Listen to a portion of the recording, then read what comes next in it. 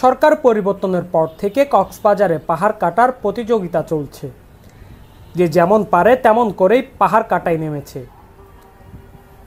প্রশাসনের কোনো বাধা না থাকায় গত এক মাসে কক্সবাজারে পাহাড় কাটায় চলে উৎসব। এখনও অব্যাহত রয়েছে পাহাড় কাটার উৎসব। কক্সবাজার শহরের কাটা পাহাড় এলাকায় একসাথে 12টি পাহাড় কাটা হচ্ছে। 100 থেকে 150 ফুট উঁচু পাহাড় কেটে সাবার করা হয়। এসব পাহাড় কেটে সমতলে ফেলা হচ্ছে, যার কারণে জলাবদ্ধতা সহ নানা সমস্যার সম্মুখীন হচ্ছে শহরবাসী। এভাবে সর্বত্র পাহাড় কাটা হচ্ছে। আমরা প্রশাসনকে বারবার বলেছিলাম, কক্সবাজার শহরের বিভিন্ন পয়েন্টে অবাধে পাহাড় কাটা হচ্ছে।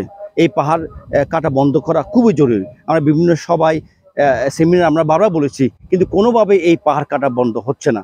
আমি জেলা প্রশাসক, পুলিশ বিভাগ, পরিবেশ অধিদপ্তর, বন বিভাগ সহ সংশ্লিষ্ট সবার কাছে দাবি জানাচ্ছি এইসব পাহাড় কাটা বন্ধ করার জন্য।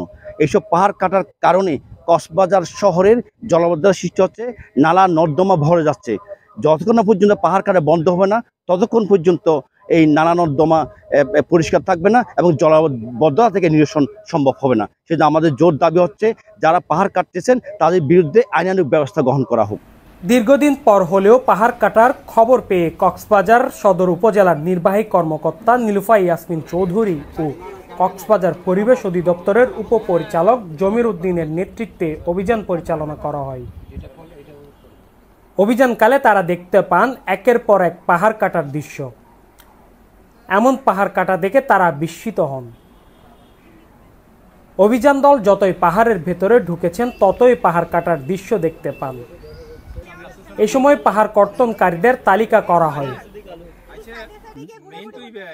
কাটা পাহাড়ে ঢুকার প্রথমেই লিটন নামের এক ব্যক্তি অর্ধ একর সরকারি 100 ফুটের উঁচু পাহাড় কেটে নিচু করা হয়। এরপর থেকে সিরিয়ালভাবে বিভিন্ন ব্যক্তি অসংখ্য পাহাড় কাটে। উপজেলা নির্বাহী কর্মকর্তা ও পরিবেশ অধিদপ্তরের উপপরিচালক জানান, পাহাড় কাটা বন্ধ করতে নিয়মিত অভিযান অব্যাহত রাখা হবে। পাহাড় কেটে কেউ রেহাই পাবে না, সবাইকে আইনের আওতায় আনা হবে। News desk, CCN।